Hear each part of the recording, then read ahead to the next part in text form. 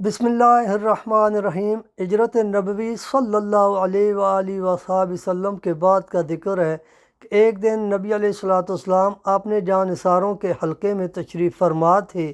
دین اور دنیا کی باتیں ہو رہی تھیں، سبحان اللہ، اور یوں معلوم ہوتا تھا کہ اس مقدس مجلس پر نور کی بارش ہو رہی ہے۔ دوران گفتگو میں حضور صلی اللہ علیہ وآلہ وصحبہ وبارک وسلم کو پیاس لگی۔ سبحان اللہ، آپ صلی اللہ علیہ وآلہ وصحبہ وسلم نے صحابہ رضوان اللہ تعالیٰ علیہم اجمعین سے پانی طلب فرمایا۔ ایک خوبصورت صاحب رسول جو ذرا لنگڑا کر چلتے تھے لپک کر اٹھے اور پیالے میں پانی بھر لائے۔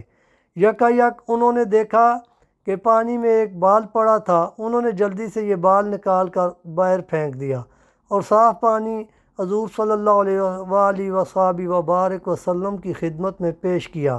سرور کونین صلی اللہ علیہ وآلہ وصحبہ وسلم بہت خوش ہوئے اور ان صاحب کے سر اور چہرے پر دست مبارک پھیر کر دعا کی، الہی اس صاحب کو جمال عطا کر۔ نبی رحمت صلی اللہ علیہ وآلہ وصحبہ وسلم کی دعا کا یہ اثر ہوا کہ بڑھاپے میں بھی ان صاحب کے چہرے پر جوانی کی آب و تاب تھی اور 100 سال کی عمر تک ان کے سر اور داڑھی کے تمام بال سیاہ تھے۔ امام الانبیاء نبی رحمت صلی اللہ علیہ وآلہ وصحبہ وسلم سے صاحب جمال ہونے کی دعا پانے والے یہ خوش بخت صحابی رسول حضرت عمر بن اخطب انصاری رضی اللہ تعالیٰ عنہ تھے۔ حضرت ابو زید عمر بن اخطب رضی اللہ تعالیٰ عنہ کا تعلق قبیلہ خزرج سے تھا۔ حضرت عمر بن اخطب رضی اللہ تعالیٰ عنہ کو ہجرت نبوی کے بعد قبول اسلام کی سعادت نصیب ہوئی اور اس کے ساتھ ہی ان کی زندگی میں حیرت انگیز انقلاب آیا۔ وہ ہر وقت اپنی جان راہ حق میں قربان کرنے کے لیے بےتاب رہتے تھے۔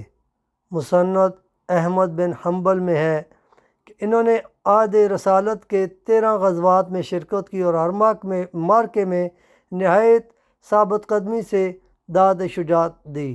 حضور صلی اللہ علیہ وآلہ وصحبہ وسلم سے ان کو بے پناہ محبت اور عقیدت تھی۔ جب بھی موقع ملتا فیضان نبوی سے بہرہ یاب ہونے کے لیے بارگاہ رسالت میں حاضر ہو جاتے تھے۔ اپنے جذبہ فدویت، اخلاص فی الدین اور جوش ایمان کی بدولت وہ حضور صلی اللہ علیہ وآلہ وصحبہ وسلم کی شفقت کا مورد بن گئے تھے۔ مسند احمد بن حنبل ہی کی ایک روایت میں ہے کہ ایک دن حضور صلی اللہ علیہ وآلہ وصحبہ وسلم نے اپنی پشت مبارک سے کرتا اٹھا کر فرمایا، عمرو ذرا میری پیٹھ پر ہاتھ پھیرو۔ انہوں نے تحمیل ارشاد کی، ہاتھ پشت مبارک سے مہر نبوت پر پہنچا تو اس کو اچھی طرح دیکھ کر اپنی آنکھیں روشن کیں۔ حضور صلی اللہ علیہ وآلہ وصحبہ وسلم کے پردہ فرمانے کے بعد چند سال مدینہ میں رہے۔ جب بصرہ آباد ہوا تو وہاں جا کر مستقل سکونت اختیار کر لی اور وہیں 120 سال کی عمر میں وفات پائی۔ اس وقت سر کے صرف چند بال سفید ہوئے تھے۔ وفات کے وقت ایک لڑکا اور ایک لڑکی موجود تھے۔ اللہ تعالیٰ ان کے اوپر بے شمار رحمتوں کا نزول فرمائے، آمین یا رب العالمین۔ صلی اللہ علیہ وآلہ وصحبہ وبارک وسلم وصلی علیہ، میں صدقے یا رسول اللہ۔